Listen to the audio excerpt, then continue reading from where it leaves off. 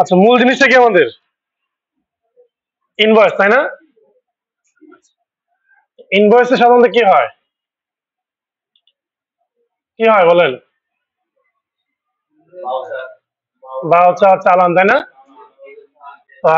Normally আমরা দেখি যে যে কি বলে আহ, হাতে লিখে অনেকে ইয়ে করে, তাই না? আমরা কি করতেছি, ডিজিটাল ভাউচার করতেছি, একদম অটোমেশন যেটাকে বলে। আমরা শুধু কি করব, প্রোডাক্ট আইডি দিব, আইডি অনুযায়ী সে কি করবে, আমাকে প্রোডাক্টের নেম, প্রাইস এবং কি অ্যামাউন্ট এবং total amount, discount, VAT automatically চলে আসবে, তাই না? তাদের মূল লক্ষ্য হলো কি, একটা অটোমেটিক কি করে ইনভয়েস তৈরি কর, তাই না? হ্যাঁ। তো প্রথমে আসি, আমাদের ডেটের কথা বলা আছে, উপর্যিত আছে এটা। ডেট কি বলছে, যে প্রথমে থাকবে কি ডে, তারপরে মান্থ, তারপরে কি ইয়ার। তাহলে কি করব বলেন, প্রথমে কি করব, এই সেলটা সিলেক্ট করে একদম ক্লিক করে কি করব, ফরম্যাট সেলে যাব, এখান থেকে ডেটে চলে আসবো, তাই না? এবং এখান থেকে ডে, মান্থ, তারপরে কি ইয়ার।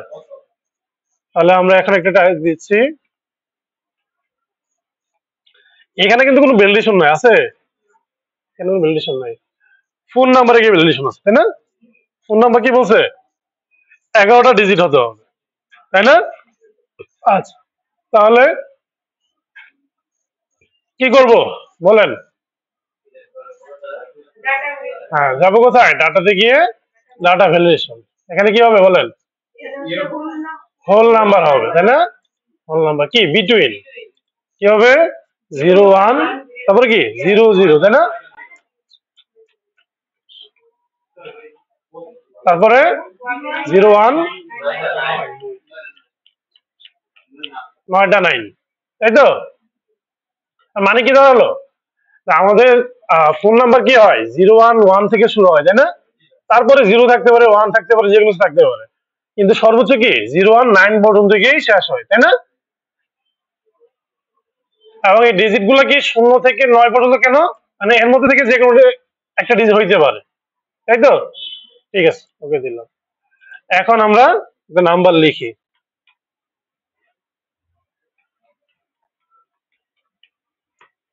আসে? কিন্তু যদি আমি এখানে 10টা দিয়ে আসবে, আসবে? অবশ্যই আসবে না। আর এখানে জিরোটা তো নর্মালি আসে না, তাই না? জিরোটা কিভাবে আনতে হয় বলেন? হুম, কাস্টমে, তারপরে কি, তারপরে কি 11টা জিরো। কেন 11টা জিরো, কেন, আমাদের বলা আছে এখানে কি হবে, 11টা ডিজিট আসবে, তাই না? ঠিক আছে, আচ্ছা গেল এটা। এখন আসি মূল কাজে। সিম্পলি চিন্তা করেন, প্রোডাক্ট নেম বেসড অন কি প্রোডাক্ট আইডি, তাই না? তাহলে আমরা প্রোডাক্ট আইডিতে কোন কাজ করব, করব, অবশ্যই করব। কি কাজ করবো এখানে বলেন? এখানে ওই যে আমাকে কি বলা আছে, 6 ডিজিট উইথ ইউনিক নাম্বার, তাই না? ওইটা করে আসবো। তাহলে কি করব, পুরোটা সিলেক্ট করে যাবো কোথায়, ডাটা ভ্যালিডেশন। এখানে এসে কি করব, কাস্টম, তারপরে বলেন অ্যান্ড ল্যান কেল কত 6, কাউন্টিভ। হ্যাঁ, তারপরে কি, আমরা এটা কি কি করবো, এফোর্ট দিয়ে লক করে দিব, তাই না? তারপরে, তারপরে কি, ওকে, হয়ে গেল, তাই না? এটা কাজ শেষ। এখন কাজ হলো এটাতে, কি কাজ, যে এখানে আমরা কি করব, একটা টেবিল আগে থেকে তৈরি করে নিব। আমাকে যেহেতু বলা আছে যে প্রোডাক্ট নেম কি বলে, show depends on product ID, তাহলে আমাদের এখানে কি করতে হবে, একটা নির্দিষ্ট প্রোডাক্ট আইডি এবং কি প্রোডাক্ট নেম নিয়ে আসতে হবে। এবং আমাদের কাজের সুবিধাতে আমরা কি করলাম, রেটটাকেও নিয়ে আসলাম, ঠিক আছে? তাহলে আমরা এখানে কি করলাম, 6 ডিজিট দিয়ে একটা প্রোডাক্ট আইডি তৈরি করে নিলাম এবং প্রোডাক্ট নেম গুলো নিয়ে নিলাম। কিন্তু বলা আছে যে ডিপেন্ড অন কি প্রোডাক্ট আইডি, মানে প্রোডাক্ট আইডি থেকে আমার এগুলো আসবে। তাহলে অবশ্যই আমাকে কি করতে হবে, একটা ডাটা টেবিল রাখতে হবে, তাই না? তাহলে আমরা এখানে কি করব বলেন, ইকুয়াল VLOOKUP। আমরা আগে সিম্পলি করতেছি, হ্যাঁ, VLOOKUP কাকে দেখবে, প্রোডাক্ট আইডি কে। তারপরে টেবিল অ্যারে, তাই না? টেবিলটা কতটুকু, আসলে না এখনো দেখা হয়নি, দেখে কি করব, লক করে দিব অবশ্যই, তাই না? তারপরে কত, 2 কেন, প্রোডাক্ট নেমটা কোথায় আছে আবার, 2 নাম্বার কলামে আছে। তারপরে 0 কেন, যেন এক্স্যাক্টলি ম্যাচ করে, তাই না? ওকে, আচ্ছা তাহলে এখানে যদি আমি কি করি, BTCA তারপরে 01 আসে, এখানে যদি আমরা 5 দেই চলে আসে, তাই না? আগে নর্মালি আমরা পুরোটা করি, হ্যাঁ, কারণ এখানে অনেকে গুলাই দিতেছে, এই অংশটা সবাই এসে কি করতেছে, গুলাই দিতেছে। আচ্ছা কোয়ান্টিটি আমরা নিজের মতো দিব, কিন্তু কোয়ান্টিটি একটা কাজ কি, পিসেস লেখা যেন আসে, তাই না? আচ্ছা এটা আমরা গতকালকে দেখছিলাম, মনে আছে? কি করবো, রাইট বাটন ক্লিক করে যাবো কোথায়, সেল ফরম্যাটে। তারপরে এখানে কাস্টমার এসে কি করবো, আচ্ছা প্রথমে তো এরকম থাকবে, তাই না, কিছুই থাকবে না। তারপর কি করবো, ফরম্যাট সেল কোথায়, কাস্টম। তারপরে বলেন হ্যাশ ডাবল ইনভার্টেড কমা পিসি শেষ, তাই না? এখন আমি যতবার লিখবো কি পিসেস চলে আসবে। রেটটা কি হবে, রেট কি হবে বলেন, রেট কি VLOOKUP হবে না, VLOOKUP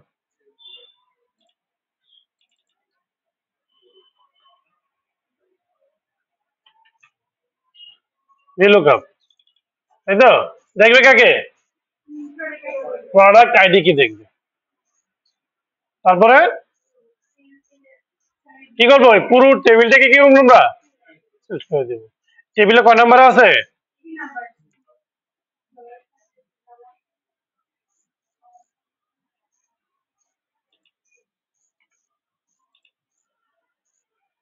কয় নাম্বার আছে, 3 নাম্বারে আছে। এইখানে কেন, এটা দেখতেছেন কেন, দেখুন তো এটা আমরা এই টেবিলে সিলেক্ট করছি না, এই টেবিলে কয় নাম্বারে আছে, 3 নাম্বার কলামে আছে রেটটা। তারপরে এক্সিট ম্যাচ, তাই তো, চলে আসছে। আচ্ছা অ্যামাউন্টের কাজ কি, হ্যাঁ এটা ইন্টু এটা, তাই তো? এখন এই যে নিচের গুলো আমাদের নিচে আসলে কি হয়, সমস্যা হয়, তাই না? এখানে আমরা লিখি BTCA, ওয়ালাইকুম সালাম। নর্মালি আসতেছে না, আসতেছে কিছু, যখন আমরা ফর্মুলা কপি দিই তখন আসবে, তাই তো? ফর্মুলা কপি করলে আসবে।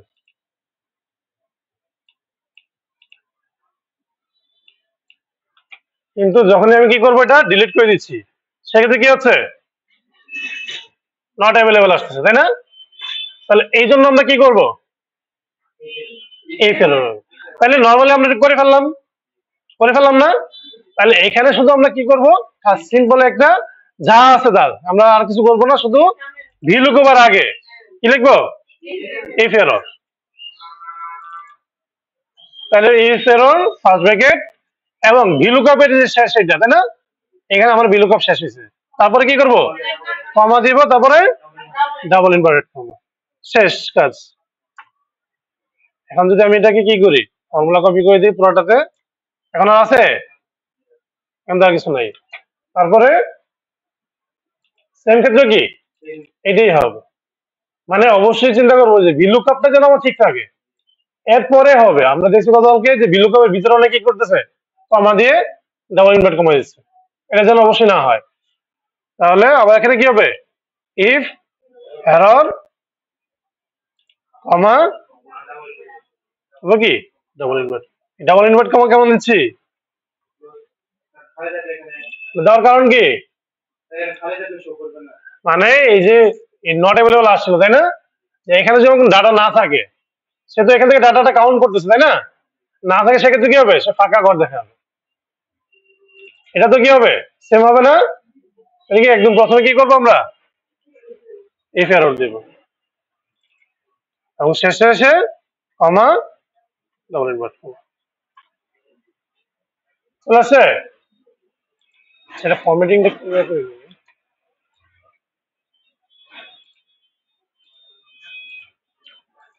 আচ্ছা, তাহলে এখানে একটা কাজ আছে। কি কাজ বলেন তো?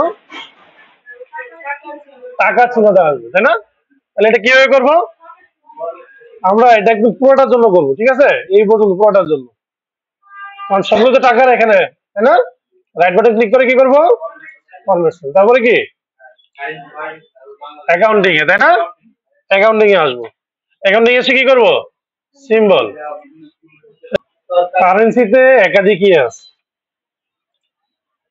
ঝামেলা আছে। আচ্ছা, তাহলে এখানে চলে আসে। তাহলে আমি এখন যখনই কি করব, এখানে এখানে একটা প্রোডাক্ট আইডি দিব, তাই না? বিটিসিএ।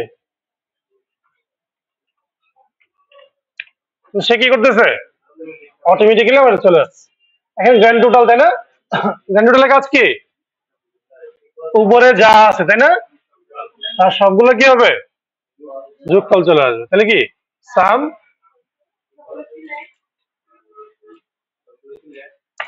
এই তো ডিসকাউন্টে কি হবে?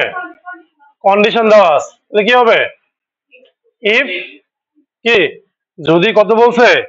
50,000 টাকা বা তার বেশি হয়, তাহলে কত? গ্র্যান্ড টোটাল যদি কি হয়? 50,000 সমান বা বেশি হয়, তাহলে কত পার্সেন্ট?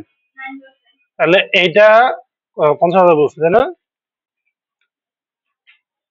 হয় তাহলে কত পার্সেন্ট? এটা ইন্টু 9%, তাই তো? আবার ইফ, তাই না? কত? গ্রেটার দ্যান অর ইকুয়াল কত? 30,000। হয় তাহলে কত হবে? এটা ইন্টু 3%। আচ্ছা, তারপরে যদি কি হয়?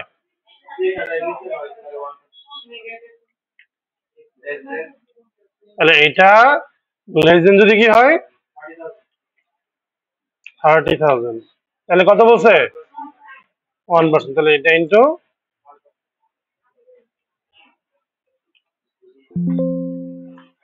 হয়ে গেল, এই তো। ব্যাট কত পার্সেন্ট বলছে? 3.5 ফিক্সড। তাহলে ইকুয়াল কি করব? এইটা ইন্টু 3.5%। আর টোটালে কি হবে? তাহলে প্রথমে টোটালে কি হবে? প্রথমে কি?